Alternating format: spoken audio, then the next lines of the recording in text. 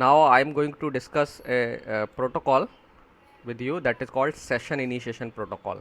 So this is a very important protocol that is the that is, you can say that it is a foundation of internet telephony. Hmm? And there are some other protocols for internet telephony, but this session initiation protocol that we are going to discuss is actually plays a very important role in this technology. Hmm? Okay, so one more thing you should remember that internet telephony mein, it is actually, it requires a lot of protocols to have a internet telephony or VoIP we can. ठीक है, so internet telephony is a technical name and VoIP is a kind of service that achieves internet telephony. Hmm? So you can make them you can think of them they are synonym, but synonym नहीं है वो. I will make it clear कि दोनों में क्या difference है. So first let talk about what is the internet telephony. जैसा कि आपको नाम से ही समझ में आ रहा होगा, टेलीफोनी मीन्स टेलीफोन, है ना, टेलीफोनिंग. सो आपको वो याद है कि you just use to call initially, पहले आपके घर में लैंडलाइन नंबर होता था तो you use to call using that landline number. So on that landline number what you could do, आप केवल you can share the voice, आप वॉइस कम्युनिकेशन कर सकते थे, है ना. बट नाउ डेज इंटरनेट जो आपका टेलीफोनी है that is also have change quite a lot. So but the advent of internet, जिसमें कि खास करके इंटरनेट में 2000 के बाद डेटा रेट्स में काफ़ी इंक्रीज हुई. And now days you can see that data rate is very very increasing at very much high speed. So data rate के इंक्रीज होने की वजह से people start looking opportunity to provide telephone kind of service, voice exchange or similar kind of services over internet as well. ठीक है, सो telephony जो है actually आप टेलीकम्युनिकेशन नेटवर्क के थ्रू वॉइस शेयरिंग करते हैं, so that is actually quite costly. Okay, कंपनियां उसमें बहुत सारे रिसोर्सेज डेडिकेट करती हैं. आप जब वो एक कॉल करते हैं तो कॉल सेटअप में, so that's why they charge more enough. और कुछ और भी रीजन्स हैं जिसकी वजह से वो आपका टेलीफोनी का चार्ज ज़्यादा होता था. बट इंटरनेट में क्या हुआ कि इंटरनेट में जो रेवोल्यूशन आया, उसमें रेवोल्यूशन में आपने देखा कि डेटा रेट रेगुलरली तेज़ी से इंक्रीज हो रही है and data rates have become cheaper now days. आपने देखा होगा कि अभी आप अगर देखें तो आपको इंडिया में यू जस्ट नीड टू पे अराउंड ₹5 फॉर 1 GB डेटा, है ना. जो कि आपको कुछ सालों पहले आपको याद होगा 1 GB डेटा के लिए यू मे रिक्वायर ₹200 पैक, है ना, ₹200 में पड़ता था. So that is change due to Jio, है ना. जियो के आने के बाद से ये सब चेंज हुआ है. So data rate have become very much cheaper and I think you may see that in India में I think data rates are more cheapest in the world. ठीक है, India has more cheapest data rate in the world. So actually ज़्यादा cheaper data rate होने की वजह से क्या हुआ कि पीपल स्टार्टेड थिंकिंग दैट क्यों ना हम वॉइस सर्विसेज को इंटरनेट के थ्रू ही ऑफर करें. सो people started developing technologies and nowadays you can see that you can make voice call, video call, conference call using internet as well. Okay, so this kind of technology, this kind of service where you use you share voice data among two parties or the calling related data among two parties that may include videos. Okay, is called internet telephony. So जो आप telecommunication network के through interaction कर रहे थे, now you are doing the same kind of interaction using the devices on internet, है ना, using internet data transmission protocols. Okay, so internet telephony is a kind of service that allows you to exchange or voice data or video data among two parties, or you can say that these technologies of internet telephony offers voice communication or you can say that voice calling or video calling over the internet. ठीक है, सो इसमें दो party involve हो सकती हैं और you can have a communication that involves multiple parties as well.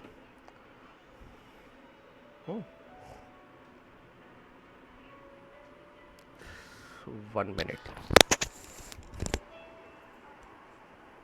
So using internet telephony you can make uh, voice communication, like you can make phone calls, you can send voicemail, you can make video calls, you can send fax or similar kind of services. So internet telephony includes all these kind of communication services. ठीक है. Now there is one more term, VoIP. Have you heard the name? VoIP. सुना होगा सब लोगों ने. Voice over IP. So voice over IP is a kind of actually service where you can make voice calling over IP protocol. Okay. So voice over IP is a kind of internet telephony service that is implemented by some party. Okay. So जितनी भी internet telephony services हैं many cases में खास करके जो आपकी VoIP technology है, voice over IP technology, that usage a protocol that is known as SIP, full form is Session Initiation Protocol. Okay, so this protocol is an application layer protocol. This is an application layer protocol which is used in VoIP. Okay, what this protocol role plays we will see. इस protocol का क्या role है VoIP में we will see. Okay, but याद रखना है कि VoIP जो टेक्नोलॉजी है इसमें अकेले SIP प्रोटोकॉल नहीं है. It actually requires a suite of protocols. So that means collection of protocols are required. एक अकेले प्रोटोकॉल से काम नहीं चले. Okay, sorry, I forgot to say.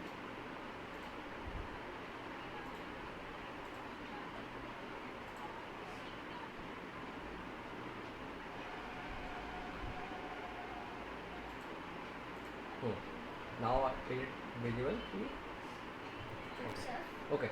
So session initiation protocol, in brief it is called SIP. It is a protocol. It is one of the important protocol that help you to implement VoIP technology. ठीक है. So VoIP technology जैसे मैंने बताया, it is a collection. It requires a suite of protocols, not only one protocol. Okay. So this is a protocol that was developed by IETF. So IETF is a non-profit organization that you know about it. It is called Internet Engineering Task Force. और इसका काम है कि internet से related technologies और protocols को standardise करना.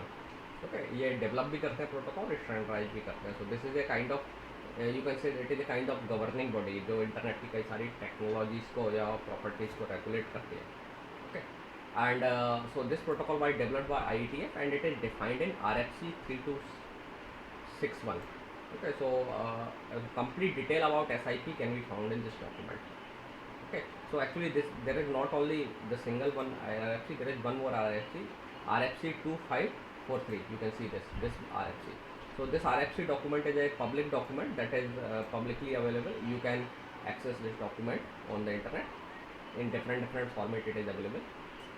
Okay, so here SIP protocol is also described. So it is described actually in two RFC. This was the older RFC.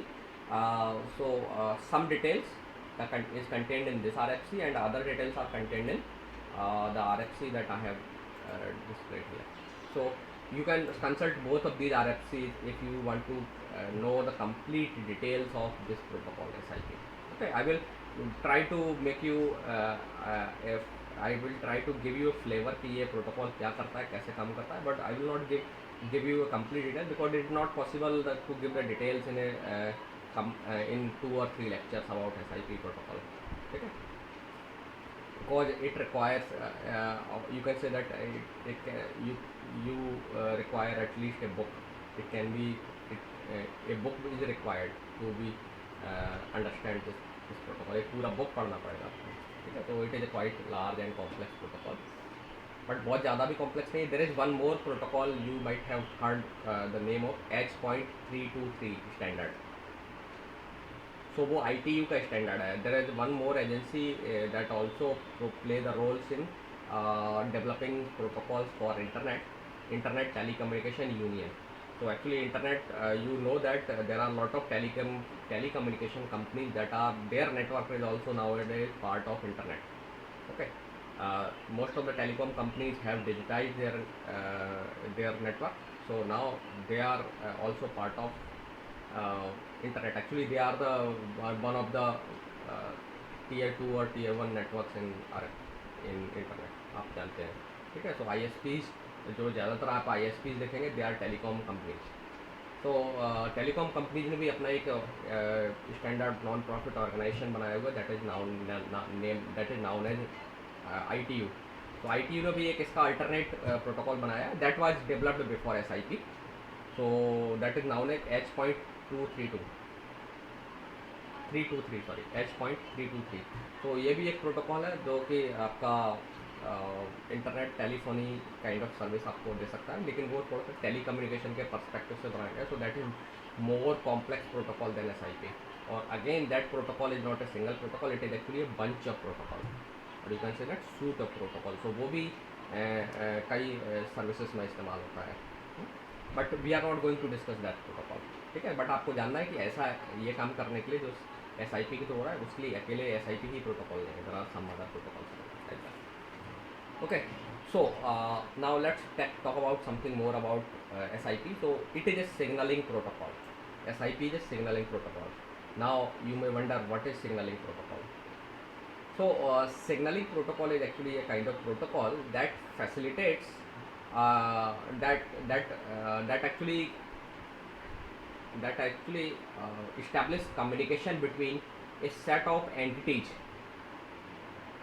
Okay, so why we want to communicate or establish a communication between those set of entities to achieve a particular service, ठीक है। जैसे आपने telecom communication के बारे में अगर थोड़ा बहुत पढ़ा होगा, तो you might be knowing that जब आप कॉल सेटअप करते हैं, तो कॉल सेटअप करने पर जो टेलीफोन कंपनीज का जो नेटवर्क है, उसमें बहुत सारी एंटिटीज़ हैं, उनके बीच में आपस में एक कॉल फैसिलिटेट करने के लिए, क्योंकि कॉल जब आप सेट करते हैं तो आपकी केवल सेंडिंग और रिसीविंग डिवाइस अकेले इन्वॉल्व नहीं होती हैं।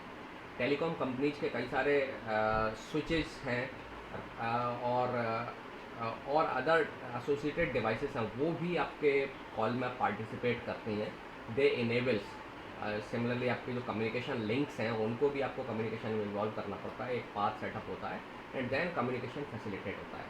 तो ये जो कम्युनिकेशन को फैसिलिटेट करने के लिए आपको एक पहले से प्रिपरेशन करना पड़ती है, अपने नेटवर्क को रेडी करना पड़ता है, सो दैट आप एक तो पहले कॉलर को ढूंढ पाएँ, कॉलर्स के बीच में एक पाथ सेटअप कर पाएँ जिस और रिसोर्स रिजर्व कर पाएँ, तब उनके बीच में डेटा एक्सचेंज हो पाता है। Okay, so this is done using signalling protocol.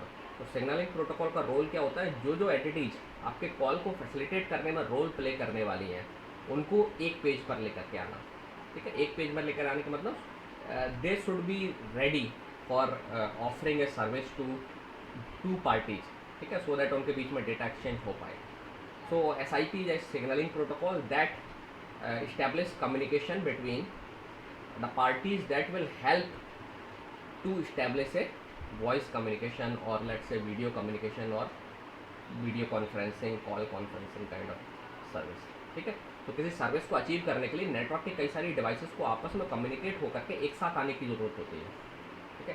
सो उनको एक साथ में लाने के लिए, उनको रेडी करने के लिए, रिसोर्सेज प्रोवाइड करने के लिए, एग्री कराना या एक पेज पर लेकर के आने के लिए आपको सिग्नलिंग प्रोटोकॉल की जरूरत पड़ेगी। So that signalling protocol is your SIP, ठीक है।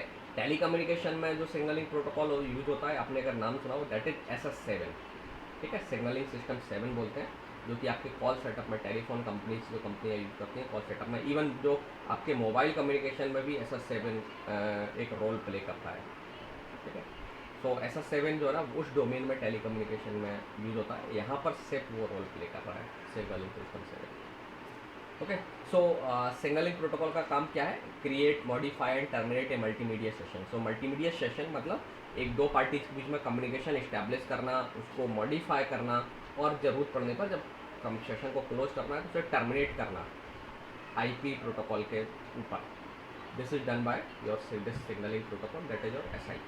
Okay, now SIP is a protocol that follows client server architecture. Okay, so again there will be a concept of client and server. So SIP is a client server based protocol. Again जो आपका SIP है, ये HTTP protocol में जैसे आपने URL और URI का concept use किया था, similar kind of concept is also use in SIP। So SIP में दो पार्टी जो आपस में एक दूसरे से कम्युनिकेट कर रही हैं, क्लाइंट एंड सर्वर, या ये कहिए कॉलर और कॉली। कॉलर मतलब जो कॉल कर रहा है, और कॉली मतलब जिसको कॉल किया जा रहा है। सो कॉलर और कॉली को भी एक URL काइंड ऑफ एड्रेस से आइडेंटिफाई किया जाता है, और वो एड्रेस कुछ इस तरीके से होता है, like host and user eight host, इस तरीके का मैकेनिज्म इस्तेमाल होता है। यहाँ पे होस्ट क्या होगा, it can be a IP address और it can be a host name, और ये होगा या तो एक कोई, it can be a number, और so it will be a user number or ID, you can say user ID. It will identify the user on that host. So host is a host will identify, एक server को identify करेगा। Let's say आपने लिखा let's say Nemi at cub.ac.in, सो ये हो गया host, जिस server पर मेरा अकाउंट है, जिस पर मुझे रीच किया जा सकता है, and this is my ID on this server. So in order to call me आपको ये डायल करना पड़ेगा, जैसे ईमेल में आप करते हैं वैसे ही काइंड ऑफ मैकेनिज्म आपको इस्तेमाल किया गया। सो ये यूजर को आइडेंटिफाई करेगा और ये होस्ट को आइडेंटिफाई करेगा। तो यहाँ यूजर और होस्ट का रोल क्यों है, because now you are using IP। So IP में जब आप प्रोटोकॉल इसके ऊपर काम कर रहे हो, तो IP में जो ना मशीन को आइडेंटिफाई करने की ज़रूरत होती है, because now in the calling two computers में बी इन्वॉल्व और टू डिजिटल कंप्यूटिंग डिवाइसेस में be involve. Okay, so digital computing devices को आपको मालूम है इंटरनेट में कैसे आइडेंटिफाई किया जाता है, होस्ट को कैसे आइडेंटिफाई किया जाता है, होस्ट नेम से ओबियसली, तो वो डोमेन नेम होगा, है ना, या एक IP, और ये तो आपको मालूम है अल्टीमेटली ये ट्रांसलेट किस में होता है, एक IP में, ठीक है। तो आप या तो डायरेक्ट IP इस्तेमाल करिए या इस तरीके का डोमेन नेम इस्तेमाल करिए ना, दोनों में डिफरेंस आपको समझ में आ जाएगा। अगर IP है तो आपको DNS क्वेरी इशू नहीं करना पड़ेगी इससे रिजॉल्व करने में, यूज़र को जब आइडेंटिफाई करना है आपको तब ड्यूरिंग कॉल सेटअप, या फिर आपको इस डोमेन के करस्पॉन्डिंग IP DNS से निकालना पड़ेगा। ये आप जानते हैं, क्योंकि आपको किसी मशीन से कनेक्ट होना है, किसी होस्ट से कनेक्ट होना है, तो जब आप कॉल करेंगे तो कनेक्शन होगा मशीन के स्टैब्लिश में। तो आपका जो कॉलर है एक किसी मशीन से कॉल कर रहा है, वहाँ पर वो डायल कर रहा है इस मशीन से, और आप जो रिसीवर है वो भी किसी मशीन से कनेक्टेड है, तो यहाँ आप डायल कर रहे हैं, तो दोनों मशीन्स के बीच में एक कनेक्शन इस्टेब्लिश होना चाहिए। तो आपने देखा होगा IP प्रोटोकॉल में कनेक्शन कैसे होता है, बिना या ट्रांसपोर्ट लेयर पर कनेक्शन कैसे होता है, TCP या UDP कनेक्शन सेटअप करना है तो बिना IP एड्रेस के पॉसिबल नहीं है ना। तो IP एड्रेस से इनके बीच में डायलिंग हो पाएगी, और फिर इनमें पोस्ट की जो ना आइडेंटिफिकेशन आप पोस्ट से पहचानेंगे, क्योंकि the same server multiple user might have may be registered. जैसे आपने देखा cub.ac.in, ये एक डोमेन नेम है, इस पर कई सारे यूजर्स की मेल ID है। तो अगर आपको मुझे मेल भेजना है तो आपको मेरा ऐड के आगे मेरा जो ना आइडेंटिफिकेशन ऐड करना पड़ेगा, है ना, मेरे ईमेल में, और अगर आपको किसी और को भेजना है तो उसका आइडेंटिफिकेशन इस्तेमाल करना पड़ेगा, ठीक है। ये आप जानते हैं email kind of, so this is called URI। Okay, so SIP protocol इसी टाइप का URI इस्तेमाल करता है, एंड नेसेसरी नहीं है इस तरीके का नाम हो, नंबर भी हो सकता है, similar to telephone number kind of thing can also be used. Okay,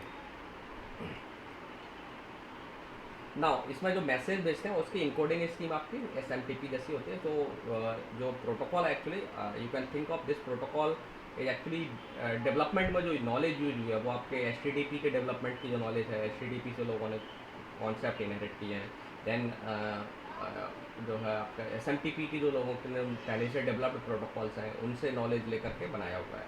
तो एकदम ऐसा नहीं कि सब कुछ ड्रास्टिकली चेंज कर दिया, पहले से जो नॉलेज अवेलेबल थी उन्हीं टेक्निक्स को इस्तेमाल करके ये प्रोटोकॉल डेवलप हुआ है।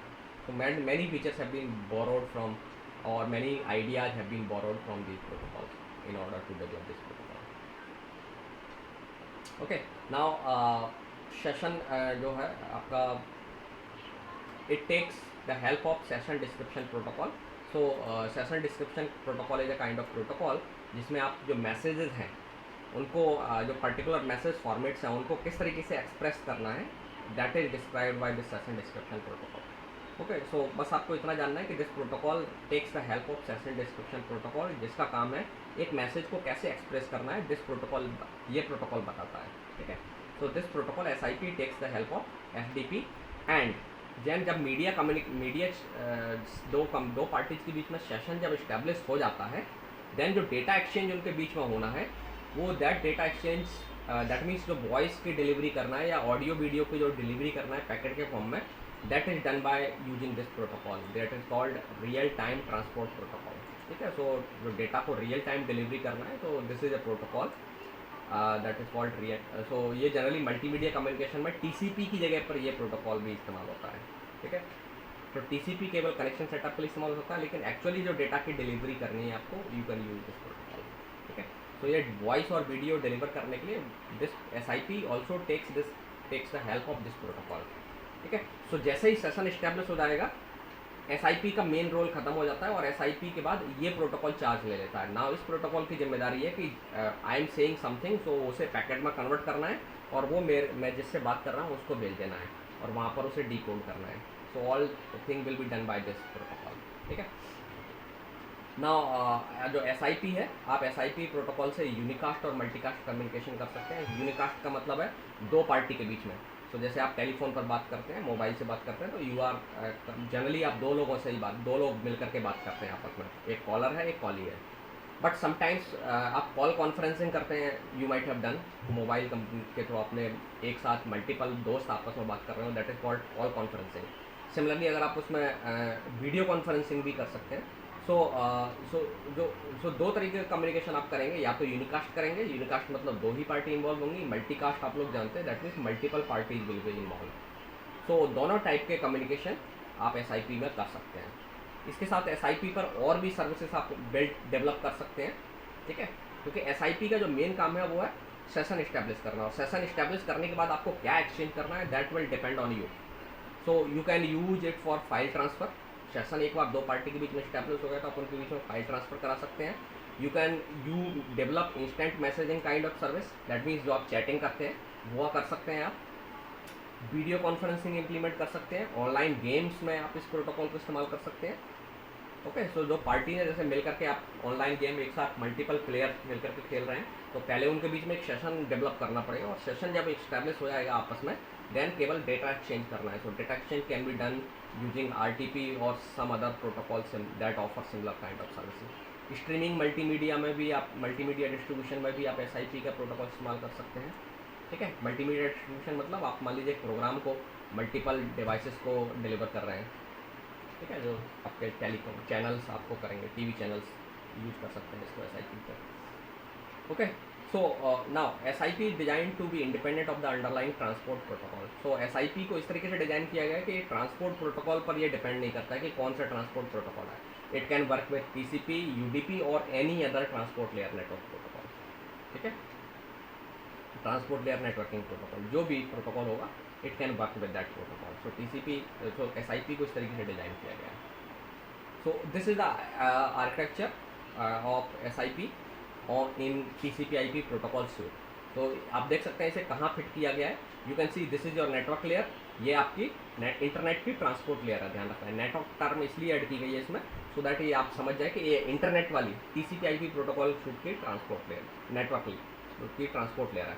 आपको मालूम है नेटवर्क लेयर के ऊपर ट्रांसपोर्ट लेयर होती है और सबसे ऊपर होती है एप्लीकेशन लेयर, और आपकी जो सिप प्रोटोकॉल है इन दोनों के बीच में फिट बैठता है। दैट मीन्स एप्लीकेशन लेयर और नेटवर्क लेयर जो आपकी ट्रांसपोर्ट लेयर है उसके बीच में ये काम करता है। और इसमें भी 3 लेयर्स होती हैं, transaction user, transaction layer, transport layer.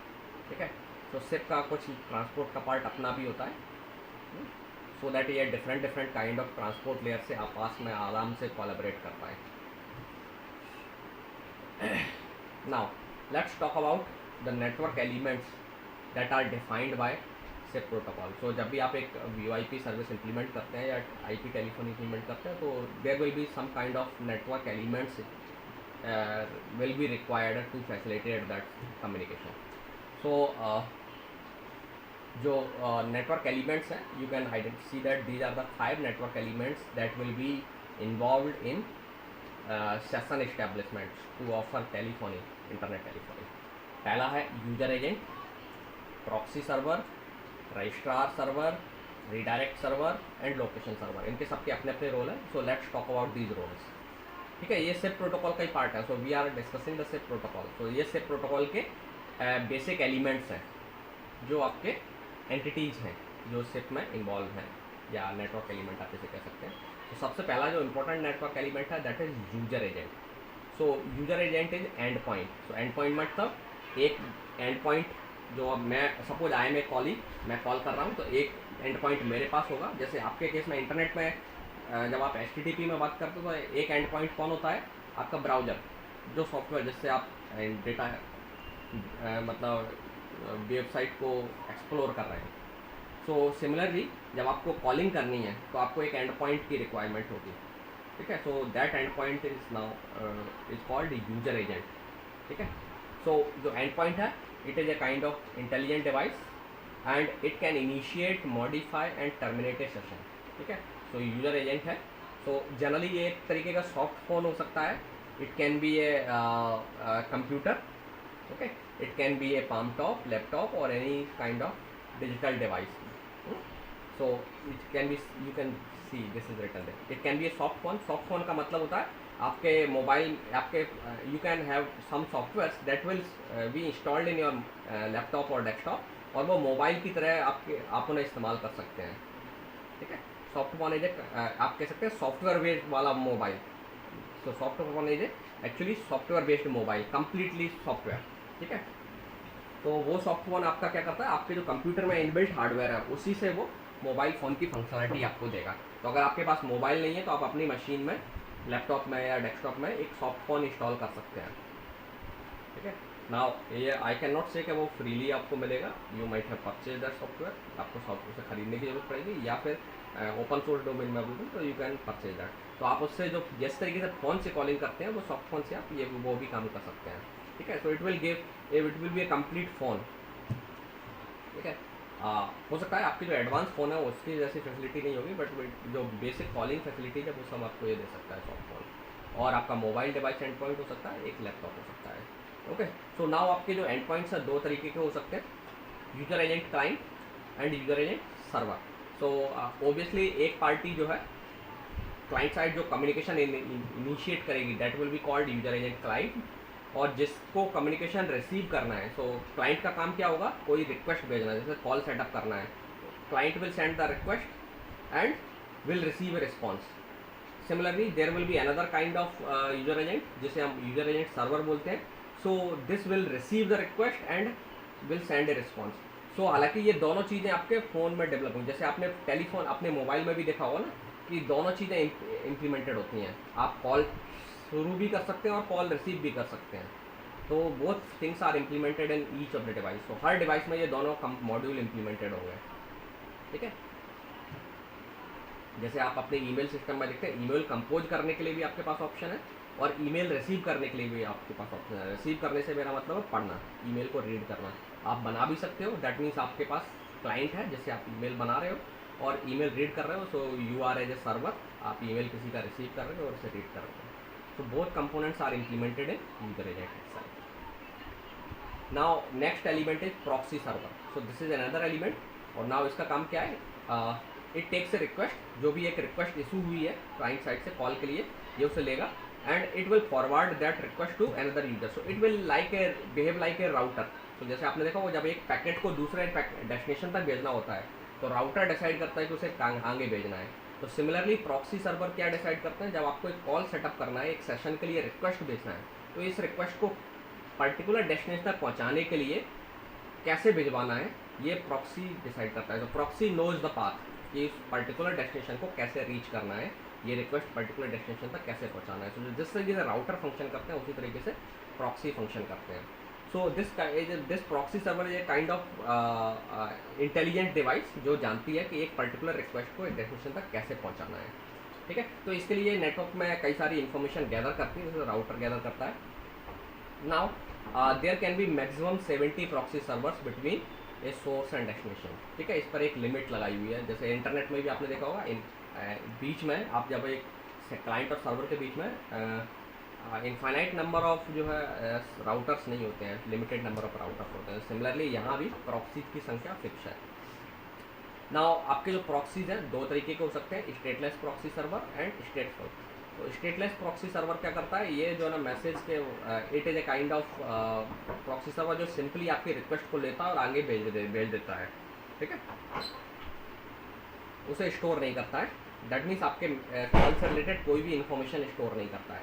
But स्टेटफुल जो प्रॉक्सी है ये आपकी रिक्वेस्ट और रिस्पॉन्स दोनों की ट्रैकिंग मेंटेन करता है। That means it maintains additional information about your request and response. ठीक है, तो पूरी स्टेट मेंटेन करता है। Now there is one more server that is called registrar server. So this is the server that plays very important role. So generally जब आप telephone SIP के through tele communication करेंगे तो आपको पहले अपने आप को कहीं पर रजिस्टर करना पड़ेगा सो दैट आपको इजीली आइडेंटिफाई किया जा सके, फाइंड किया जा सके। जैसे आप टेलीकॉम कंपनीज में आप जब टेलीफोन कंपनीज में फ़ोन इस्तेमाल करते हैं, एक आप सिम लेते हैं तो आप किसी कंपनी से रजिस्टर करते हैं, वो तो अलग हो गया। इसके बाद जब आप किसी BTS के या टावर के एरिया में एंटर करते हैं तो आपका मोबाइल फ़ोन उस टावर में रजिस्टर होता है। ठीक है, तो सिमिलरली आपको भी अपना रजिस्ट्रेशन कराना होता है। ऑटोमेटिकली आपका रजिस्ट्रेशन होता है आपकी डिवाइस का आपकी लोकेशन के हिसाब से। So first you need to register so that आपके बारे में पता रहे किसी सर्वर को कि नेटवर्क में आप कहाँ हैं। ठीक है, जैसे टेलीकॉम कंपनीज में भी आपको ट्रैक किया जाता है ना, क्योंकि आप मोबाइल हो सकते हैं, एक नेटवर्क से दूसरे नेटवर्क में जा सकते हैं। ऐसे इंटरनेट में भी आप एक नेटवर्क से दूसरे नेटवर्क में जा सकते हैं। तो आपकी करंट लोकेशन जानने के लिए आपके नेटवर्क से जुड़े रहने के लिए रजिस्ट्रेशन आवश्यक है। बिना रजिस्ट्रेशन के ओबियसली कोई भी सर्विस वैसे भी नहीं मिलती है। तो पहले आपको जो नेटवर्क है उसमें रजिस्टर होना पड़ेगा। तो रजिस्टर होने के लिए रजिस्ट्रार इज अवेलेबल, तो आपको रजिस्ट्रार से अवेलेबल होना कनेक्ट होना होगा। तो रजिस्टर करने के लिए आपको सिंपल क्या करना है, पहले आपको रजिस्टर रिक्वेस्ट भेजना है। तो आपका जो फ़ोन होगा it will send a registration request to the registrar and then वो रजिस्टर एक्सेप्ट कर लेगा। Then it will give you okay message 200 just से कोड है, दैट मीन्स आपका रजिस्ट्रेशन सक्सेसफुल हो जाएगा। ठीक है, सो जैसे ही आपका रजिस्ट्रेशन कंप्लीट होगा तो रजिस्ट्रेशन से पहले आपको ऑथेंटिकेट भी किया जाएगा ओबियसली। सो ऑथेंटिकेशन मतलब आपकी आइडेंटिटी इस्टेब्लिश की जाएगी कि हु आर यू। तो आपकी डिवाइस ऑटोमेटिकली ऑथेंटिकेशन पैरामीटर्स आपके शेयर करेगी कि आप कौन हैं, आपका फ़ोन नंबर क्या है, ऑल दैट। और ये आइडेंटिफाई हो जाने के बाद आपकी जो लोकेशन है URI के फॉर्म में ये रजिस्ट्रार अपने डेटाबेस में स्टोर कर लेगा। ओके, और लोकेशन डेटाबेस में ये इन्फॉर्मेशन सेव हो जाती है। तो there will be a location server जो हम आगे जा बात करेंगे। ठीक है, तो ये जो रजिस्ट्रार है ये हेल्प करता है आपको फाइंड करने में।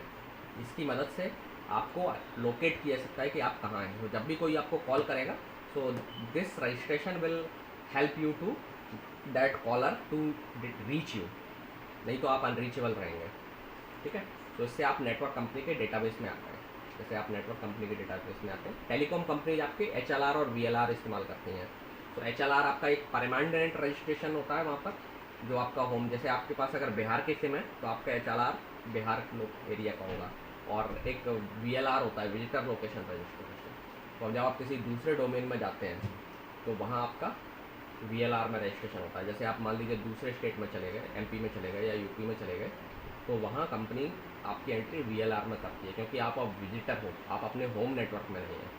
ठीक है, सेम कॉन्सेप्ट है, यहाँ भी इस्तेमाल होता है। ओके, नाउ एक है आपका रीडायरेक्ट सर्वर। सो रीडायरेक्ट सर्वर का काम क्या है, ये आपकी रिक्वेस्ट रिसीव करता है and looks up the intended recipient, जिसको आपको कॉन्टैक्ट करना है ये उसको ढूंढता है और आप लोकेशन डेटाबेस से निकाल करके आपकी लोकेशन लौटाता है।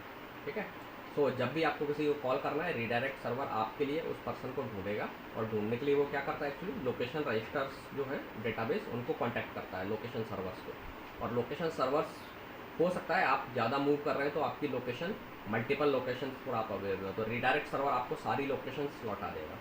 प्रॉक्सी को बता देता है एक्चुअली कि ये पर्सन को यहाँ था, अभी इससे पहले यहाँ था, ये मतलब इन जगह पर वो रिसेंटली रहा है, तो आप इनमें से किसी जगह पर इसको फाइंड कर सकते हैं।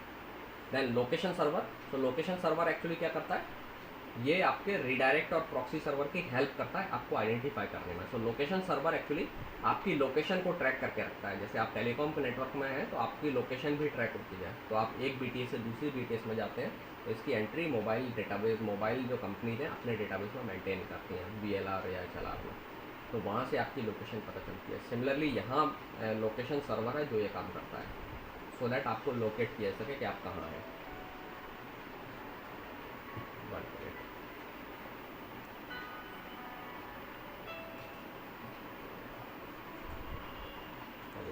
So this diagram shows the sequence of steps जिस तरीके से कम्युनिकेशन होगा. तो सपोज यू आपका जो यूजर एजेंट है, सबसे पहली प्रोसेस क्या होगी, अगर आपको एक सेशन इस्टेब्लिश करना है तो सबसे पहला काम होता है आपको रजिस्टर करना पड़ेगा किसी रजिस्ट्रार के अंडर में. तो रजिस्ट्रार जनरली एक एरिया बटा होता है. As per the region you will registered with some registrar. तो रजिस्ट्रार के लिए पहले आप रजिस्ट्रेशन रिक्वेस्ट भेजेंगे एंड देन रजिस्ट्रेशन रिक्वेस्ट में आप अपनी क्रेडेंशियल्स ऑफर करेंगे so that registrar will be able to identify you कि आप कौन है. ऑथेंटिकेशन होगा, सक्सेसफुल हो जाएगा, देन रजिस्ट्रार आपको रजिस्टर कर लेगा और आपको एक कन्फर्मेशन मैसेज मिल जाएगा. जब आप रजिस्टर हो गए तो रजिस्ट्रार जो ना साथ में आपकी इन्फॉर्मेशन इसके नियरेस्ट जो भी लोकेशन सर्वर होगा उसको शेयर कर देगा कि particular person is registered with me. ठीक है, तो लोकेशन सर्वर जानता है कि आप किस रजिस्ट्रार के अंडर में रजिस्टर्ड है, मतलब किस जोन में है, किस एरिया में है, something like that. Okay, so location server को इन्फॉर्मेशन शेयर हो गई. Now suppose that somebody some party calls you. आपका एक पार्टिसिपेंट है, वो कॉल करता है, तो वो किस कॉलिंग के लिए कोई भी डिवाइस इस्तेमाल कर सकता है. यहाँ पर दो अलग अलग चीज़ें दिखाई गई हैं. क्यों? क्योंकि आप वॉइस कॉल भी कर सकते हैं, तो you might be using device, digital device जो है जो टेलीफोन तरीके की हो सकती है. तो you can have different kind of devices in SIP. ठीक है, एक तरफ मोबाइल फ़ोन भी हो सकता है जिससे आप कॉलिंग कर सकते हैं, जो पर्सन किसी लैपटॉप से कॉल आपका रिसीव कर सकता है. ठीक है, आपने देखा भी होगा स्काइपी से आप कम्युनिकेशन करते हैं, तो स्काइपी हालांकि प्रोप्राइटरी सर्विस है, उनका प्रोटोकॉल अलग है, लेकिन SIP एक पब्लिक डोमेन प्रोटोकॉल है. जो स्काइपी करता है वो SIP भी करता है. ठीक है, तो लेकिन स्काइपी आपका प्रोप्राइटरी है, माइक्रोसॉफ्ट है. सो जब आप कॉल करते हैं तो सबसे पहले you will send a invitation. ठीक है, that will go to some proxy server, जो आपका नियरेस्ट प्रॉक्सी होगा उसके पास जाएगा. एंड प्रॉक्सी सर्वर के ऊपर क्या करेगा, ओबियसली इसको अगर आपकी जो जिसको आप कॉल करना चाह रहे हैं उसकी लोकेशन नहीं पता है तो ये किसी और प्रॉक्सी को पूछेगा, ये उस प्रॉक्सी को आगे भिजवा देगा. अदरवाइज अगर इसको पता है डायरेक्टली तो किस लोकेशन सर्वर से आपकी इन्फॉर्मेशन मिलेगी, it will ask the location server और it will send a query to the location server. That will give you the query, that will give you the location of your colleague जिसको आप call कर रहे हैं. तो यहाँ तो ये diagram, this diagram is simple diagram. इसमें मल्टीपल प्रॉक्सी भी इन्वॉल्व हो सकते हैं. ये प्रॉक्सी इस रिक्वेस्ट को किसी दूसरे प्रॉक्सी को फॉरवर्ड कर देगा, दूसरा प्रॉक्सी किसी तीसरे को फॉरवर्ड कर देगा, and so on and then कोई एक प्रॉक्सी लोकेशन आपको बता देगा और वापस आपका रिजल्ट इस तरीके से रिटर्न होकर आ जाएगा. So in this way you will get the location of the colleague जिसको कॉल करना है. और जब आपका प्रॉक्सी सर्वर को लोकेशन मिल गई है तो ये डायरेक्टली आपकी मशीन को एक इन्विटेशन मैसेज भेज देगा, जो कि आपका इन्विटेशन मैसेज था उसी को फॉरवर्ड कर देगा. और जब आपकी मशीन, सो इन्विटेशन जैसे ही मैसेज जाता है that means you have identified your calling. तो अब इसके बाद बाकी का कॉलिंग के साइड में रिंगिंग होना और ये सब प्रोसेस शुरू हो जाएगी. ठीक है, तो इस तरीके से एक कॉल सेटअप टाइप का वर्क होगा. सो दिस प्रोटोकॉल दिस, हाँ अच्छा ठीक है. सो सबसे पहले जैसे जब भी आप एक SIP प्रोटोकॉल के थ्रू IP टेलीफोन इस्तेमाल करना चाहते हैं तो पहले आपको एक अपने आप को रजिस्टर करना होगा. सो रजिस्टर करने के लिए आपको किसी रजिस्ट्रार के थ्रू रजिस्टर होना पड़ेगा. जैसे आप स्काइपी में करते हैं तो स्काइपी में आप रजिस्टर होते हैं, है ना, ईमेल ID और समथिंग अपने क्रेडेंशियल्स दे करके. सिमिलरली यहाँ भी आपको किसी न किसी रजिस्ट्रार से रजिस्टर होना पड़ेगा. तो आज रजिस्ट्रेशन के लिए आप अपनी ऑथेंटिकेशन इन्फॉर्मेशन देंगे. जब आपको वेरीफाई हो जाएगा देन आपका रजिस्ट्रेशन सक्सेसफुल हो जाएगा. एंड देन रजिस्ट्रार जो है ना आपकी लोकेशन जो है ना लोकेशन सर्वर को बता देगा कि ये मेरे पास रजिस्टर्ड है. एक तरीके से ये कर सकते हो आप. ओके, जैसे टेलीकॉम कंपनी में क्या होता है, जब आप एक BTS से दूसरे BTS में जाते हैं तो टावर को आप इन्फॉर्म करते हैं, उससे रजिस्टर्ड होते हैं, जिससे टेलीकॉम कंपनी को पता चलता है कि आप इस टावर में गया के इस रीजन में हैं. फिर आप पटना चले गए तो पटना का में जिस एरिया में है वहाँ एक नियरेस्ट टावर होगा, आप उससे रजिस्टर्ड हो जाते हैं. तो इससे कंपनी आपकी लोकेशन ट्रैक करती रहती है. हालांकि वो लोकेशन ट्रैकिंग अलग है, यहाँ पर थोड़ा सा अलग है. यहाँ रजिस्ट्रार से आपने रजिस्टर कर दिया और रजिस्ट्रार ने आपकी लोकेशन बता दी लोकेशन सर्वर को, और लोकेशन सर्वर ने उस लोकेशन को सेव कर लिया कि आप कहाँ हैं, करेंटली रजिस्टर्ड है. लेकिन ताकि आप मोबाइल हो सकते हैं तो हो सकता है आप अलग अलग टाइम पर अलग अलग रजिस्ट्रार के साथ रहें. तो मल्टीपल लोकेशन सर्वर में आपकी एंट्री हो सकती है. ठीक है, क्योंकि आपकी पास्ट हिस्ट्री रही है मोबिलिटी की, तो आप हो सकता है 3-4 जगह रजिस्टर्ड हो. तो जब आपको कोई कॉल करेगा तो आप कॉल करेंगे तो सबसे पहले आपकी कॉल जाती है नियरेस्ट प्रॉक्सी सर्वर के पास. जैसे आप जब डेटा भेजते हैं ना तो पहले नियरेस्ट राउटर के पास जाता है, फिर वो राउटर आगे भेज देता है आपके पैकेट को towards destination and so on. तो सिमिलर थिंग में जब आप कॉल करते हैं तो पहले आप एक कॉलिंग के लिए एक रिक्वेस्ट जाती है जिसमें इनवाइट मैसेज जाता है. एक मैसेज की फॉर्मेट है, सिक में इनवाइट मैसेज बोलते हैं. So that will give to some proxy server. आपका वो मैसेज प्रॉक्सी सर्वर के पास गया, देन प्रॉक्सी सर्वर को लोकेशन आपकी पता होगी तो डायरेक्टली वो आपसे कनेक्ट कर लेगा, अगर उसने कैश करके रखा हुआ है, हाल ही में आपने इससे बात की है तो। Otherwise proxy server will ask some location server, ठीक है, या फिर वो नहीं जानता तो अगले किसी प्रॉक्सी सर्वर को भेज देगा एंड योर रिक्वेस्ट में बी फॉरवर्डेड। तो अल्टीमेटली आपकी इन्फॉर्म रिक्वेस्ट लोकेशन सर्वर के पास जाएगी, it will query the location server, okay, and location server will return your location कि आप कहाँ हैं। तो आप फिर आप डायरेक्टली आपको वो कांटेक्ट कर पाएगा, ठीक है। सो लोकेशन सर्वर का मतलब सिंपली ये है कि आप जिस पोस्ट के अंडर रजिस्टर्ड है वो आपका आईपी एड्रेस क्या है, वो एक तरीके से आपका आईपी एड्रेस दे देगा।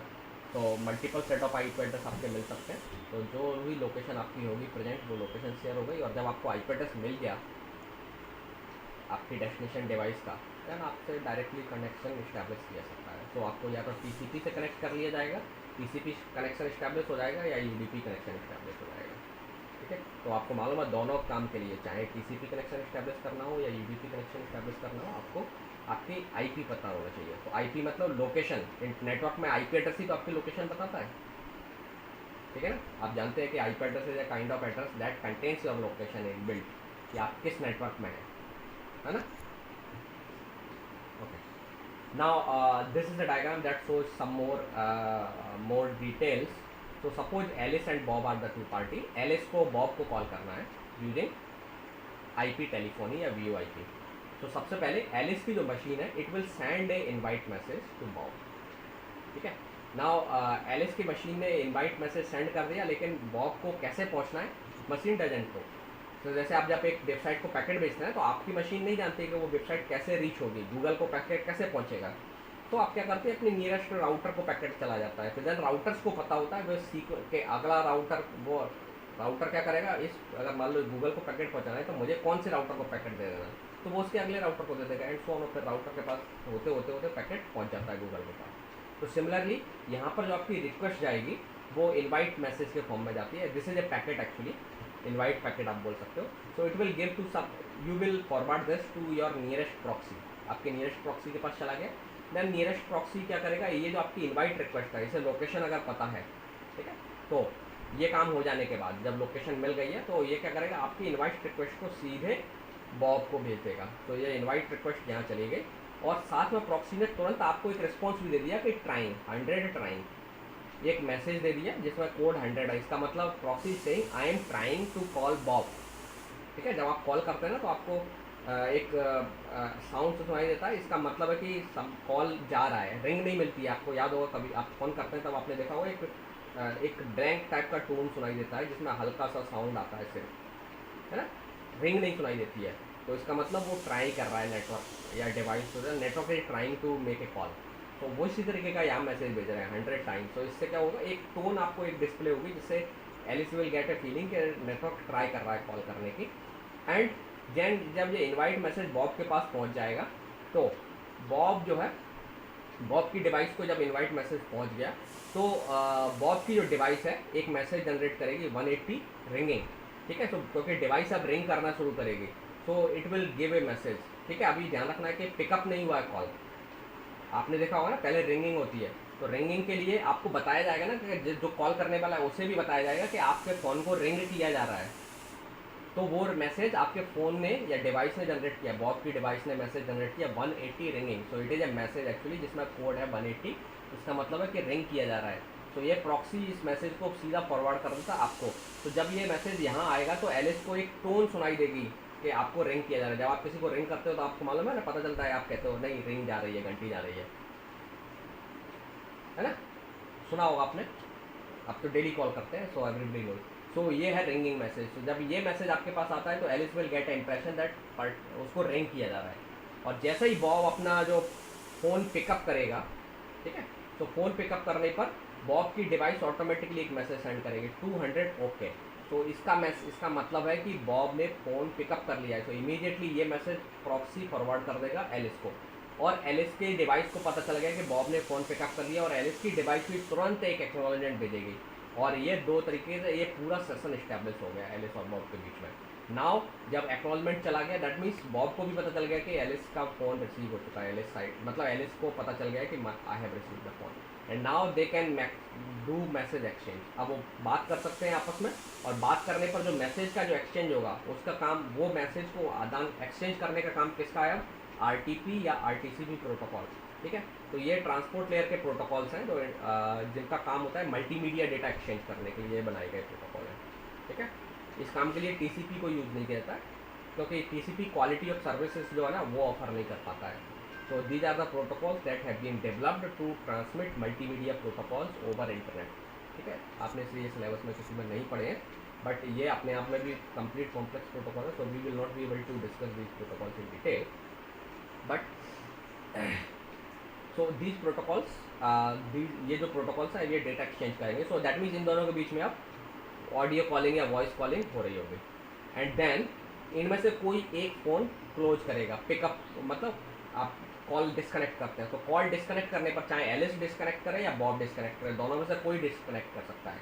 तो जो भी डिस्कनेक्ट करेगा उसकी डिवाइस से एक मैसेज बन करके जाएगा, that is called bye message. ठीक है, तो बाय एक टाइप का मैसेज है, दैट इज़ बाय मैसेज। तो बाय मैसेज बॉब की डिवाइस को गया और बॉब ने इसको एक्नॉलेज किया कि I have receive the bye message. तो 200 ओको का मतलब बाय मैसेज है। तो जब बाय मैसेज का एक्नॉलमेंट मिल गया, देन अब इस नेटवर्क को क्लोज कर दिया जाएगा और सारे जो पार्टी जिनके रिसोर्सेज इन्वॉल्व थे all will become free. So this is how a call setup is done using telephoning. ठीक है, तो ये दो पार्टी के बीच में एक्सचेंज था, इसी तरीके से मल्टीमीडिया भी सेटअप होता है। तो उसके लिए हालांकि जो प्रोटोकॉल्स होंगे वो मल्टी पार्टी प्रोटोकॉल्स इस्तेमाल होंगे, जो मल्टीकास्टिंग प्रोटोकॉल्स इस्तेमाल होंगे। यहाँ पे जो प्रोटोकॉल था इनवाइट भेजने के लिए वो कौन सा था? यूनिकास्ट प्रोटोकॉल इस्तेमाल हो रहा था।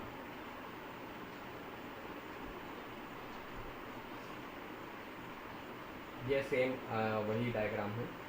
ठीक है, these are the some of the request methods, जो आपके, जो मैंने बताया कि आपके SIP में दो तरीके के मैसेज एक्सचेंज होते हैं, रिक्वेस्ट एंड रिस्पॉन्स। ठीक है, तो रिक्वेस्ट मैसेज में आपको मेथड बताया जाता है, कौन से मेथड से रिक्वेस्ट करना है, और एक URI भी होगा जिस जो लोकेशन डिफाइन करता है कि रिक्वेस्ट कहाँ जानी है। सिमिलरली रिस्पॉन्स पैकेट होगा, तो इसमें एक रिस्पॉन्स कोड आता है, तो आप देख सकते हैं इसमें ये पैकेट इनवाइट है, ये रिक्वेस्ट पैकेट है, ये रिक्वेस्ट पैकेट है, ये 180 रिंगिंग 100 ट्राइंग ये रिस्पॉन्स पैकेट्स हैं। तो इसमें एक कोड इन्वॉल्व होता है और उसका मतलब इन्वॉल्व होता है, तो ये पैकेट्स हैं। तो दो तरीके के मैसेज एक्सचेंज होते हैं, रिक्वेस्ट एंड रिस्पॉन्स। तो रिक्वेस्ट रिस्पॉन्स के भी कई सारे टाइप हैं, जैसे इनवाइट का मतलब होता है कि party interested in connecting call, तो कॉल सेटअप के लिए इनवाइट होता है। बाय, कॉल को क्लोज करने के लिए। रजिस्टर, नेटवर्क पर रजिस्टर करना है जब आपको रजिस्ट्रार के साथ, तो आपकी डिवाइस रजिस्टर मैसेज इस्तेमाल करती है। कैंसिल, जब आपको कॉल को बीच में जब सेटअप कर रहे हैं तो बीच में प्रोसेस को कैंसिल करना है, तो cancel message can be send. Acknowledgement, किसी मैसेज के रिसिप्ट को बताना कि हाँ हमें आपका मैसेज मिल गया है, एंड ये ऑप्शंस एक्सचेंज करने के लिए मैसेज होता है। तो ये कोर मेथड्स हैं। इसके बाद कुछ और एडिशनल हैं, सब्सक्राइब, नोटिफाई, पब्लिश, रेफरर, ये आपके नेटवर्क से रिलेटेड नेटवर्क इनको इस्तेमाल करता है। तो you can see the details of the protocols, मैं आपको एक ट्यूटोरियल शेयर कर दूँगा। ठीक है, तो ये मैसेज की फॉर्मेट्स आप शेयर देख लेंगे। मेन इसमें जो पॉइंट्स है वो दैट आई हैव एक्सप्लेन कि हाउ दिस पार्ट हैपन, तो this is the important part. ये कॉल फ्लो कैसे होता है, how a call is establish, that is the main part. तो जो मेन पार्ट है प्रोटोकॉल का I have discussed with you. बाकी थोड़ा सा मैसेज फॉर्मेट्स है वो आप लोग देख लीजिए। ठीक है,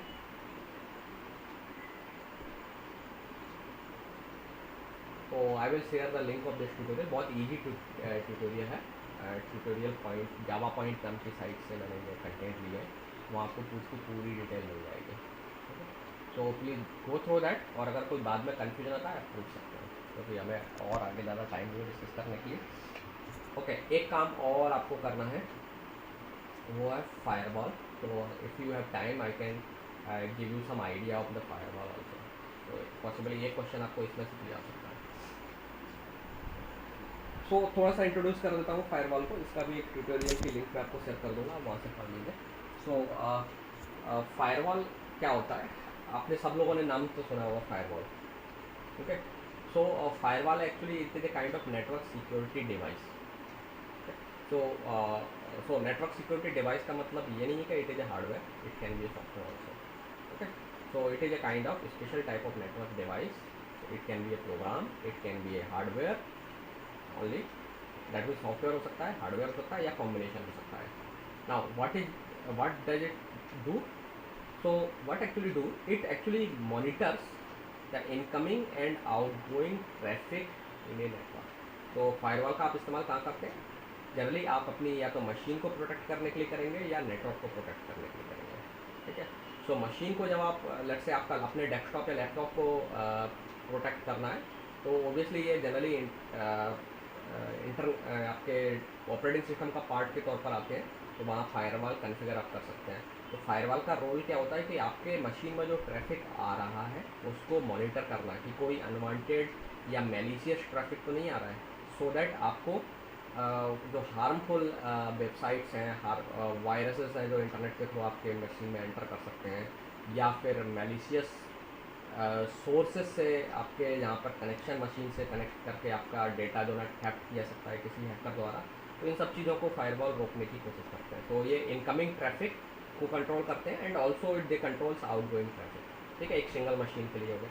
लेकिन you can also deploy firewall in a network. तो जब आप एक नेटवर्क में फायरवॉल डिप्लॉय करते हैं तो उसकी नेटवर्क के अंदर जो एंट्री पॉइंट है नेटवर्क का, वहाँ डिप्लॉय करते हैं. ठीक है, let me show you this diagram. तो suppose this is your network. तो आप क्या करेंगे, ये आपका आउटसाइड वर्ल्ड है इंटरनेट, आपने यहाँ पर एक फायरवॉल डिप्लॉय कर दिया.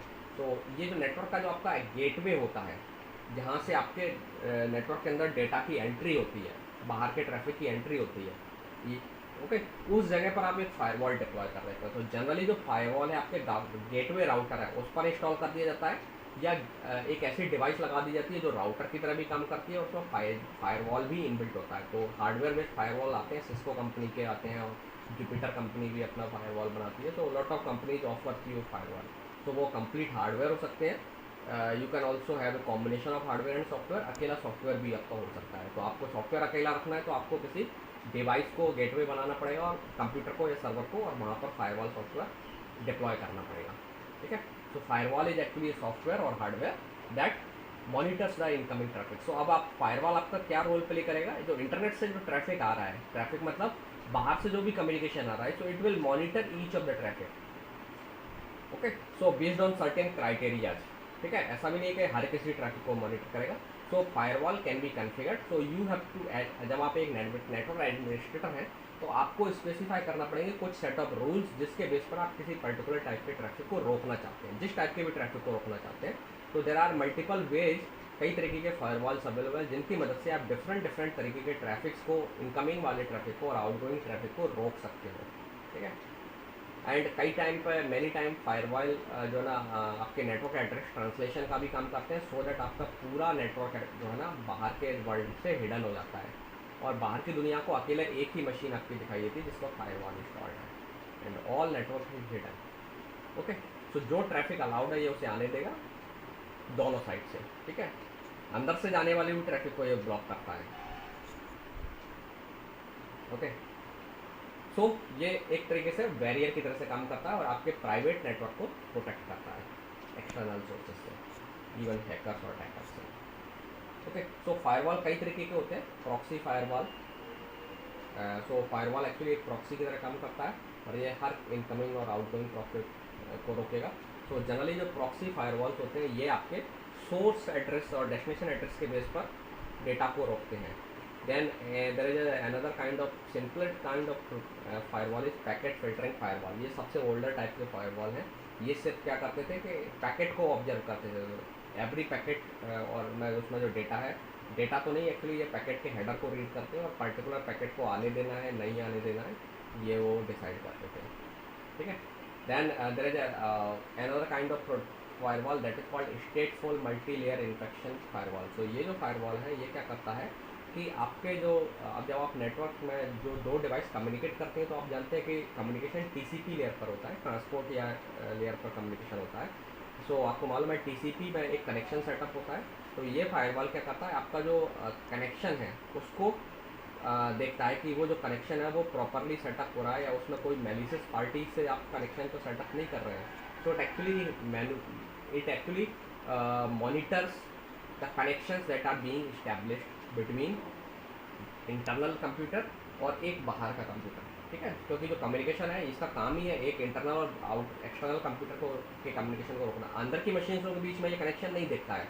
अगर एक नेटवर्क के अंदर के दो मशीन आपस में काम कनेक्ट आपकी कनेक्शन कर रही हैं तो उससे इस फायरवॉल का कोई मतलब नहीं है, जो वो फायरवॉल के पीछे है।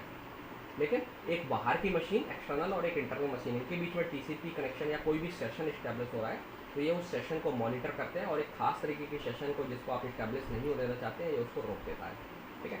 सो ये एक्चुअली ये एक काम ये भी करता है और दूसरा ये प्रॉक्सी फायरवॉल की तरह भी काम करता है। दैट मीन्स एक पर्टिकुलर आप एक मशीन को आईपी एड्रेस के बेस पर भी ब्लॉक करना चाहते हैं कि इस आईपी के साथ या इस वेबसाइट के साथ आपका कनेक्शन नहीं सेटअप होना चाहिए, तो आप वो इसमें भी कर सकते हैं। Then this is a unified threat management firewall. तो यूनिफाइड थ्रेट मैनेजमेंट का मतलब है कि आपको कुछ स्पेसिफिक थ्रेट्स को डील करना है। तो जनरली न कुछ फायरवॉल ऐसे आते हैं जो आपको एक पॉलिसी लैंग्वेज ऑफर करते हैं, आप उस पॉलिसी लैंग्वेज में स्पेसिफाई कर सकते हैं कि किस तरीके के थ्रेट्स को आपको टारगेट करके हैंडल करना है। तो ज़रूरी नहीं है आप सब तरीके के जो अटैक्स हैं उनको रोकना चाहते हैं, है ना, या आपको कुछ अटैक्स को ही रोकने की जरूरत है, बाकी अटैक्स आपके लिए मैटर नहीं करते हैं। तो यूनिफाइड थ्रेट मैनेजमेंट जो फायरवॉल्स हैं ये किस तरीके के थ्रेट्स को आपको हैंडल करना है, उन थ्रेट्स को हैंडल करने के लिए आपको मैकेनिज्म ऑफर करते हैं जिसकी मदद से आप कंट्रोल कर सकते हैं। नेक्स्ट जनरेशन फायरवॉल एक्चुअली कोई स्पेशल कैटेगरी नहीं है, जो एडवांस नाउडे जो फायरवॉल आने लगे हैं उनको नेक्स्ट जनरेशन फायरवॉल बोलते हैं। जो एक और टाइप का फायरवॉल है that is called network address translation firewall. तो नेटवर्क एड्रेस ट्रांसलेशन फायरवॉल का मतलब है कि ये क्या करते हैं कि आपके नेटवर्क एड्रेस का ट्रांसलेशन कर देते हैं। तो जो आपकी जो इनकमिंग जो अंदर की जो मशीन्स हैं उनसे कोई भी ट्रैफिक आता है तो ये क्या करते हैं उनके आईपी को हाइड करके बाहर के वर्ल्ड में अपना आईपी खुद का जो फायरवॉल है, अपना जो पब्लिक आईपी है फायरवॉल का, उस आईपी को सोर्स आईपी के तौर पर यूज़ करना शुरू कर देता है। दैट मीन्स जो सोर्स आईपी है जो अंदर से ट्रैफिक जा रहा है तो उसमें जो सोर्स आईपी है उसे रिप्लेस करके सोर्स मशीन जो एक्चुअल मशीन है उसका आईपी हटा करके अपना आईपी पुटअप कर देता है। This is called network address translation. तो ये कंप्लीट कॉन्सेप्ट है, आई थिंक मैंने कंप्यूटर नेटवर्क में आपको ये बताया है। तो this firewall does network address translation. तो नेटवर्क एड्रेस ट्रांसलेशन से फ़ायदा क्या होता है कि आपकी जो मशीन्स हैं वो हाइड हो जाती हैं बाहर की दुनिया से and you can protect them, ठीक है। हालांकि हर ये जो फायरवॉल्स हैं every firewall have its own advantage and disadvantage. हर फायरवॉल हर सिनेरियो में काम नहीं करता है। So as a network administrator आपको डिसाइड करना पड़ेगा कि which firewall is suitable for you depending on कि आपकी नीड क्या है, आपको किस तरीके की प्रोटेक्शन रिक्वायर्ड है, ओके। तो on the basis of that you decide कि आपको कौन सा फायरवॉल डिप्लॉय करना है। So there are lot of things are in firewall domain. Firewall में भी lot of development have been done. Initial जो फायरवॉल थे उतने एडवांस नहीं होते थे, now days you have different kind of advance firewall. But याद रखना है कि आपको firewall is not only the way जिससे आपको जिसकी मदद से आप नेटवर्क को बचाते हैं। अपने नेटवर्क को बचाने के लिए आप कई बार एंटीवायरस भी इस्तेमाल करते हैं या मशीन्स को सेफ रखने के लिए, क्योंकि फायरवॉल जो है एंटीवायरस या वायरसेस से आपकी प्रोटेक्शन नहीं कर पाते हैं, ठीक है। सिमिलरली आपके जो यूजर्स क्या मिसबिहेव कर रहे हैं, यूजर्स के जो मिसबिहेवियर की वजह से जो प्रॉब्लम्स अराइज होती हैं firewall can not tackle them, उनको वो हैंडल नहीं कर सकते, ठीक है। सिमिलरली पासवर्ड आपके कोई यूज़र शेयर कर दे रहा है किसी को और फिर आपका मशीन कॉम्प्रोमाइज़ हो जा रही है तो वो पासवर्ड बेस्ड जो अटैक्स हैं उनसे भी फायरवॉल आपको प्रोटेक्ट नहीं कर सकते, ठीक है। तो उसके लिए फिर आपको अदर टाइप के डिवाइसेस की जरूरत पड़ती है। लाइक आप वायरसेस से बचने के लिए एंटीवायरस इस्तेमाल करते हैं। आपके यूज़र्स अपने क्रेडेंशियल किसी को शेयर ना करें इसके लिए आप यूज़र्स को ट्रेन करते हैं, पॉलिसी बनाते हैं, security policy as a organization. इसके बाद समटाइम्स आप अकेले फायरवॉल से काम नहीं चलता है तो आप इंट्रूजन डिटेक्शन सिस्टम्स भी डिप्लॉय करते हैं। तो वो क्या करते हैं आपके जो इनकमिंग ट्रैफिक और आउटगोइंग ट्रैफिक है उनको रेगुलरली एनालिसिस करते रहते हैं, उनकी ट्रैकिंग करते रहते हैं मशीन आर्टिफिशियल इंटेलिजेंस टेक्निक्स के थ्रू। एंड देन वो एक अनयूजुअल जो भी बिहेवियर ऑकर होता है आपके नेटवर्क में उससे या सस्पिशियस कुछ लगता है तो उसके बेस पर वो एनालिसिस पर हिस्ट्री डेटा एनालिसिस के बेस पर वो आपको अलर्ट कर सकते हैं कि कोई अटैक हुआ है, ठीक है। तो फायरवॉल अकेले डिफेंस नहीं करता है but it stops different many kind of security issues, ठीक है, जो आपके नेटवर्क के साथ हो सकते हैं। तो firewall now days is a very important component of your network. जितने भी नेटवर्क्स हैं almost all networks requires firewall, तो सब लोग यूज़ करते हैं फायरवॉल, ठीक है। तो it is A widely use device और सिस्टम। तो मैं इसके लिए भी आपको ट्यूटोरियल के लिए लिंक शेयर कर दूँगा, so that you can go through with that. बहुत आसान ट्यूटोरियल है, तो ज़्यादा टेक्निकल नहीं है। ठीक है, तो लेट मी